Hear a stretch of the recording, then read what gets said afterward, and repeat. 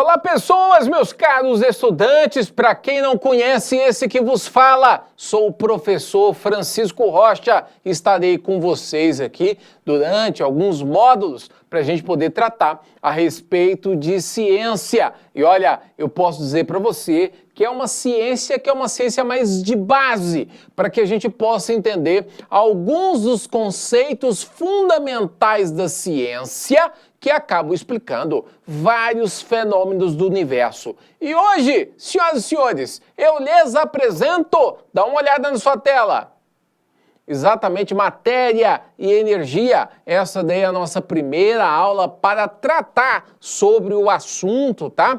E eu preciso aqui com vocês começar definindo matéria aqui com vocês. Então vamos lá. Matéria que seria qualquer objeto, qualquer corpo que ocupa e tem massa. Desse jeito, então, a gente pode definir matéria. Se ocupa um espaço e tem massa, portanto, para nós, ele é matéria.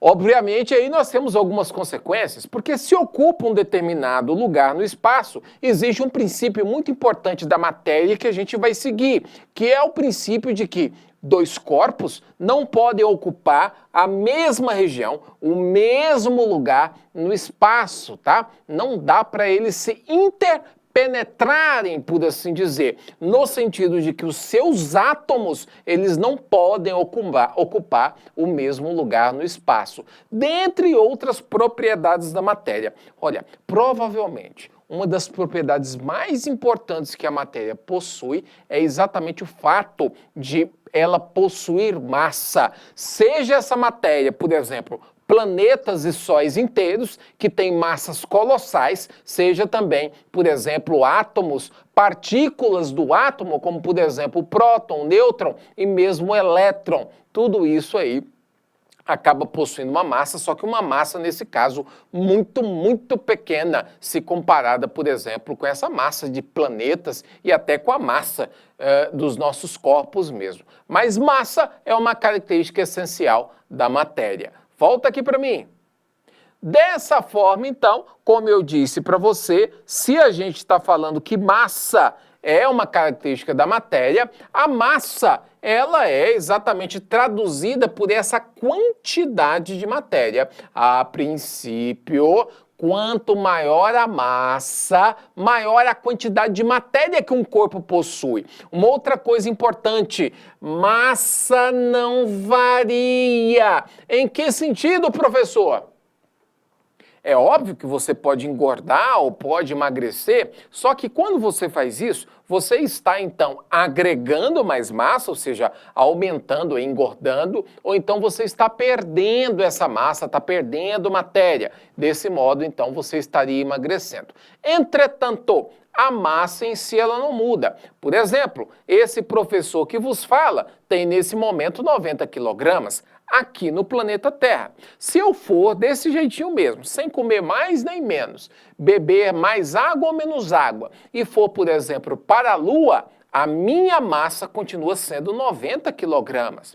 Se eu, por exemplo, for enviado lá para Júpiter, onde tem uma atração gravitacional colossal, lá em Júpiter, o professor Francisco ainda terá 90 quilogramas. Nesse sentido, é que a massa não varia. Isso é muito importante para a gente entender essa propriedade da matéria. E fica a minha promessa, eu ainda vou voltar nesse assunto com vocês, tá? Cuidado quando a gente for falar de matéria, dá uma olhada aqui na tela. Porque quando eu for falar para você de matéria, a luz, por exemplo, em si, ela não é matéria, não é? Ela é um outro tipo aí, né? Tem um outro tipo de propriedade que nós vamos lidar, obviamente, nas próximas aulas. Ela tem a ver com energia. Outra coisa que eu não posso considerar matéria, exatamente por ser imponderável, eu não consigo colocar isso numa balança. Embora seja um sentimento, seja, por exemplo, o sentimento de tristeza, o sentimento de alegria, não é? Todos esses aí são sentimentos produzidos, né, por seres sencientes, como eu e você, mas não é considerado matéria, tá? Muito bem, mas afinal de contas, se formos perguntar da onde que veio tudo isso, da onde que veio toda essa matéria que a gente pode observar? A teoria cosmológica mais aceita hoje em dia pela ciência para explicar a origem de tudo, tanto da matéria como também da energia, é exatamente a famosa teoria do Big Bang, tá? Essa teoria, ela preconiza mais ou menos o seguinte: em termos simples, em palavreado curto, seria algo assim. É como se em algum momento no início do universo, toda a matéria estivesse concentrada em um único ponto, mais ou menos ali do tamanho da cabeça de uma agulha, seria o volume desse ponto, tá? Embora o volume seja muito pequeno para poder comprimir tanta matéria e tanta energia, esse volume aí pequeno é de uma densidade infinita, não é? Por conta de motivos que hoje os cientistas não sabem nos dizer, esse ponto, então, ele passou por uma grande expansão. Eu sei que normalmente as pessoas usam o termo explosão para poder definir o que aconteceu com esse ponto, mas não, expansão é mais correto, é mais interessante de entender. Toda aquela matéria condensada, ela começou, então, a se expandir. E quando ela expandiu, começou a criar espaço, começou a criar o tempo. Antes disso, nada disso havia. É dali que vieram, por exemplo, as partículas mais fundamentais da natureza. Até porque eu e vocês hoje sabemos que a matéria ela é constituída de átomos e moléculas, né? E esses átomos, bem como as suas partículas, é que fazem, obviamente, tudo o que a gente vê, toda a matéria que eu e vocês conseguimos apreciar. E tudo isso, sem dúvida, acabou começando no Big Bang. Volta aqui comigo. Bom, então essa inflação aí, essa explosão, embora de explosão não tenha nada, acabou gerando partículas como, por exemplo, os elétrons, os prótons, os nêutrons, né? E outras, como fótons, talvez você não conheça, o neutrino e o pósitron, as partículas alfa e beta de interações aí, radioativas, né? E por aí vai mesmo, obviamente, a energia aí, né? A radiação gama, dentre tantas que a gente pode apontar a partir disso, tá? O fato é que todas essas partículas, elas podem interagir através de forças especiais, tá? Nesse quadro aqui, eu estou mostrando para você o que seria chamado de um modelo padrão. Todas as partículas constituintes da matéria aí estão. Não quero falar para você nesse momento de cada uma dessas partículas, até porque não é o foco da aula de hoje. Mas vale a pena eu mostrar para vocês quais são, então, as forças que fazem com que essas partículas possam interagir. Tá aí as 4 forças, tá? Quais são elas? A primeira é super conhecida minha e sua, e a gente vai acabar estudando nas próximas aulas, que é a força gravitacional, tá? A força gravitacional diz que matéria atrai matéria, tá? Uma matéria, ou seja, um corpo, acaba sentindo a presença gravitacional de outro corpo exatamente por conta de um campo gravitacional que esses corpos geram em torno de si para poder se fazer presente naquele momento. Então a força gravitacional é essa força de atração de corpo para corpo. Quanto maior a massa desse corpo, maior a força gravitacional. A segunda força é chamada de força eletromagnética. A gente vê isso muito no final do nosso ensino médio, né? Quando a gente vai falar de força elétrica com a lei de Coulomb, por exemplo, né? E também manifestações magnéticas, aquela mesma produzida por um ímã, não é? Então, quando você junta eletricidade e magnetismo, aliás, as duas se complementam, você tem a força eletromagnética. A terceira força, talvez você não se lembre, não conceba, é a força forte.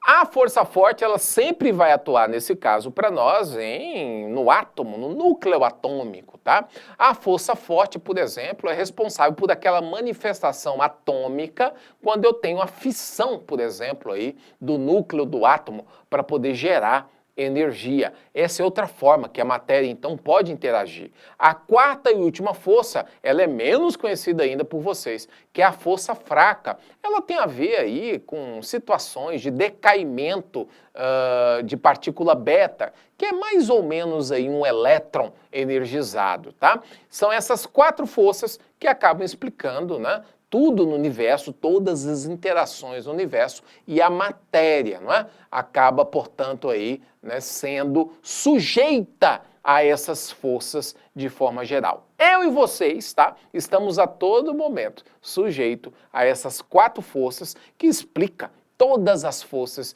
que o universo tem, tá bom? Continua aqui comigo na tela. Muito bem. É exatamente isso, senhoras e senhores, que vai fazer com que a matéria possa interagir e possa, portanto, formar os vários elementos que compõem a matéria. Esses vários elementos estão listados numa tabela como essa daqui, tá? Que é exatamente a tabela periódica dos elementos. Qualquer coisa do universo que nesse momento você esteja vendo, você esteja tocando, precisa ser formado por um dos elementos, não é, que estão aí na tabela periódica, invariavelmente, tá? Desde o hidrogênio, que é o elemento mais simples, tá? Até, por exemplo, ali, né, o chumbo, que é um elemento extremamente denso, até elementos radioativos, né, que a gente tem, como, por exemplo, o cobalto, o polônio e por aí vai. Tantos outros, né, são radioativos, né? De forma geral, inclusive esses cinzas aqui, esses elementos cinzas, eles costumam ser mais radioativos, tá bem? Toda a matéria está ali. Mas afinal de tudo, afinal de contas, né, a gente precisa aqui definir algumas coisas quando a gente vai estudar a matéria, tá? Primeiro, a definição de matéria. Essa nós já fizemos. A definição de matéria, tudo que tem massa e ocupa lugar no espaço. Bom, dentro disso, o que seria um corpo, né? É uma porção limitada de matéria. Portanto, por exemplo, a sua borracha, que pode estar aí perto de você ou guardada na sua bolsa, ela seria um corpo, pode ser considerada um corpo, uma tábua, uma barra de ferro, né? Até eu e vocês podemos ser considerados, dentro de um problema, de uma situação física ou de uma situação da química, um corpo, tá? Um objeto, então, o que seria? É um corpo fabricado por uma determinada finalidade, tá? A porta de madeira, o portão de ferro, né? Que são feitas do corpo tábua e do corpo barra de ferro, né? Elas, então, produzidas aí, manufaturadas, acabam se tornando para nós aí um objeto. Outra coisa que a gente tem que entender da propriedade da matéria é o fato de que ela pode se rearranjar em estados muito bem definidos, tá? Os estados mais conhecidos são exatamente esses. O sólido, exatamente aquele estado em que a matéria, as moléculas da matéria, possuem o menor grau de energia, não é, de energia térmica.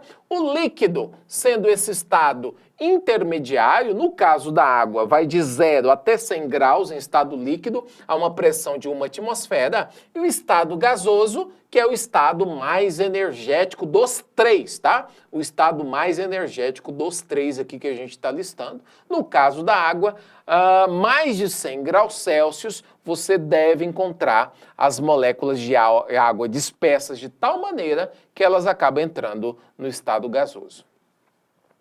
Obviamente, a gente tem outros tantos estados da matéria, alguns bem exóticos, como o estado de plasma, por exemplo, encontrado no Sol, ou mesmo o estado de Bose-Einstein, que é um estado da matéria e a temperaturas extremamente baixas, muito abaixo do 0 graus Celsius que a gente está acostumado, tá bom?